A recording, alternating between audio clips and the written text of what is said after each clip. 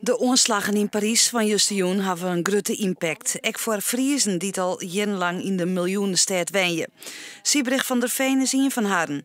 Ze werken lange tijd als doensteres in het verneemde theater Lido. Ze verneemt van de man dat de aanslagen de mensen bot ongrijpen. Het is iedereen is wat in shock eigenlijk. Van is dit echt gebeurd? Ik denk dat van de man echt het gevoel wie van... je kent eigenlijk nog want ik eigenlijk de hele nacht net sliep.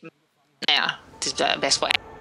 Ja. Nou, vooral omdat ik in die jongen bijvoorbeeld het Lido ik tegen. Dat is nog nooit gebeurd. Ik heb er 8 jaar niet werken, maar elke jongen weer er nog een show. En jongen is dus voor de eerste keer dat het dus echt dicht is. Best heftig. Van der Veen hield al eens een feestelijke opening aan, maar die is al zijn vanwege de aanslagen. In steeds daarvan bleef het gezin thuis en volg je ze het nijs. Ja, de televisie. Mijn man die had zijn telefoon non-stop dat er iemand praat.